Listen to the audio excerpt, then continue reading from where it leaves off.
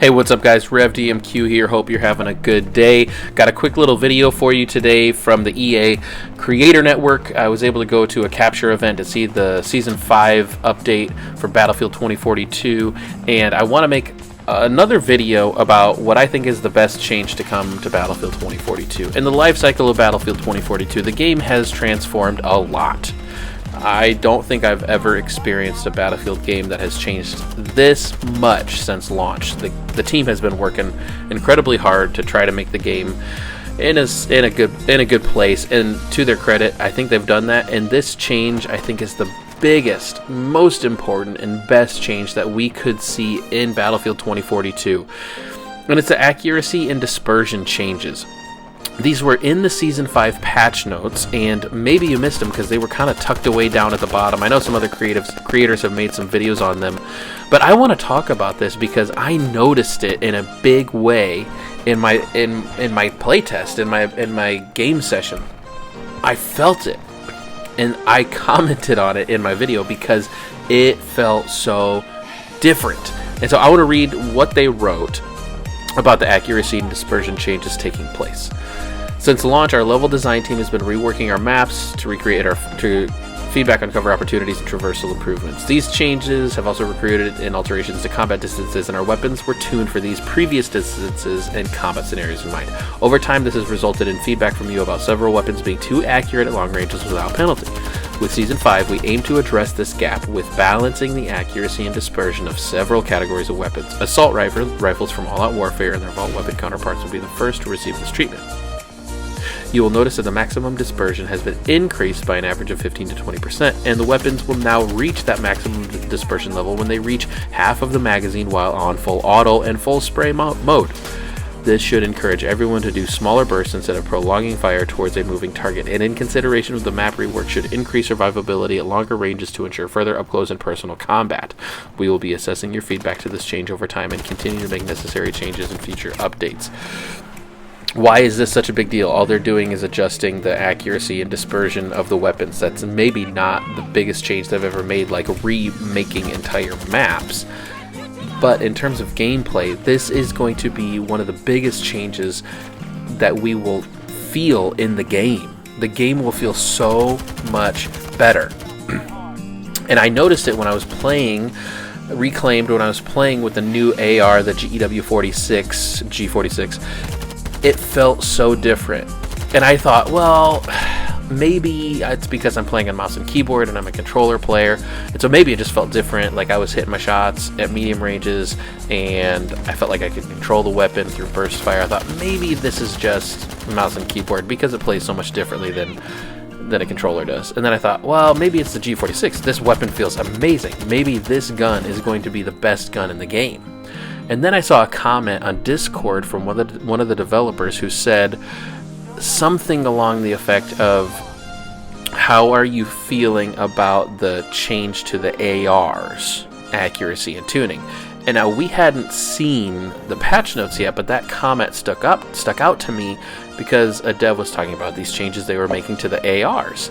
And I thought, maybe it wasn't just the G46. Maybe, just maybe, this is gonna be how all the ARs feel.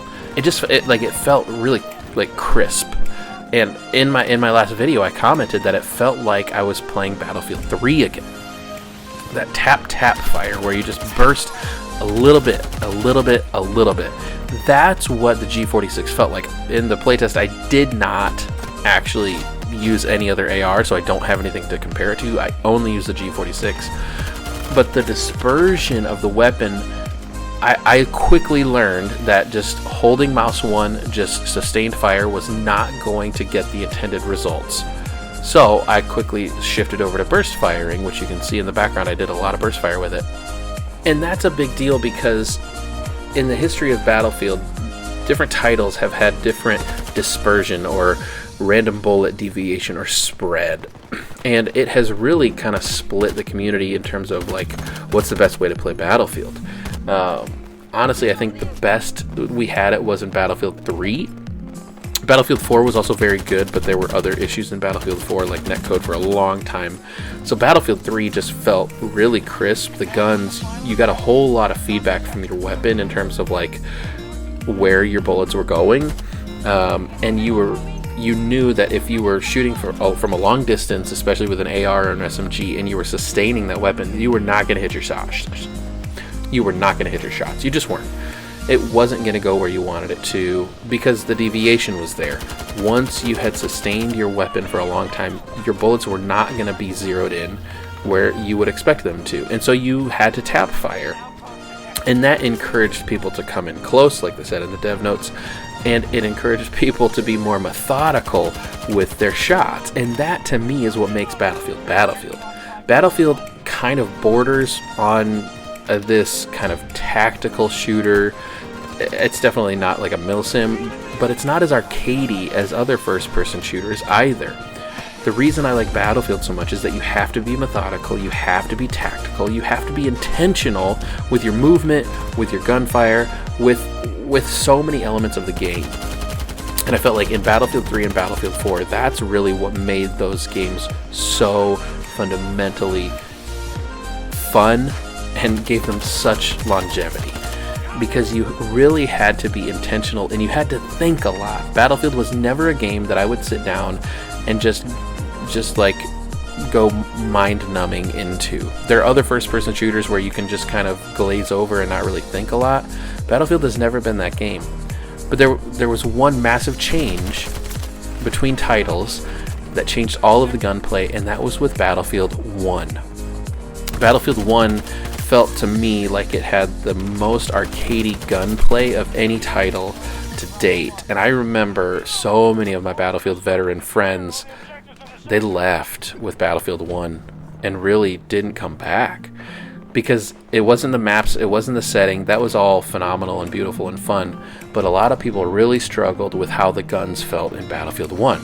There was a massive change to dispersion in Battlefield 1, and it was much more arcadey. Maybe that's an unpopular opinion, because I know how beloved Battlefield 1 is, and I'm not taking away from the game at all, but you could hold sustained fire much more in Battlefield 1 than you could in Battlefield 3, say. And then they tried to bring that back with Battlefield 5, and I honestly think that the gunplay in Battlefield 5 is some of the best gunplay we've ever had. Truly, I feel like the guns in Battlefield 5 are so crisp and so clean. And so in Battlefield 5, the devs tried to bring it back to the gunplay that we experienced with older titles. But Battlefield 5 was bogged down with other persistent issues with the game that I think the weapons got overlooked in the long run. So Battlefield 2042, with its incredibly long range for firing for these huge maps, the weapons were incredibly accurate and honestly have very little recoil at all.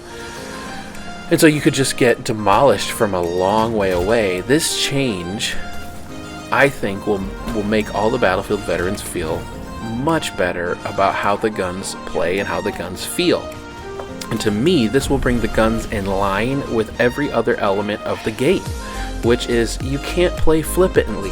You can't play without intention. You can't play without being methodical about everything.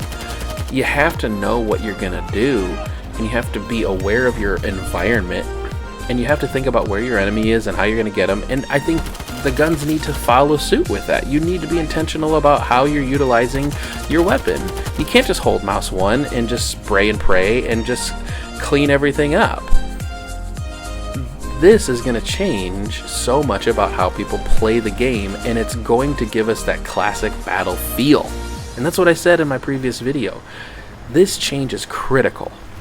And I truly believe this is the game-saving change for Battlefield 2042. This, I think, will give it more longevity than, honestly, than a map rework.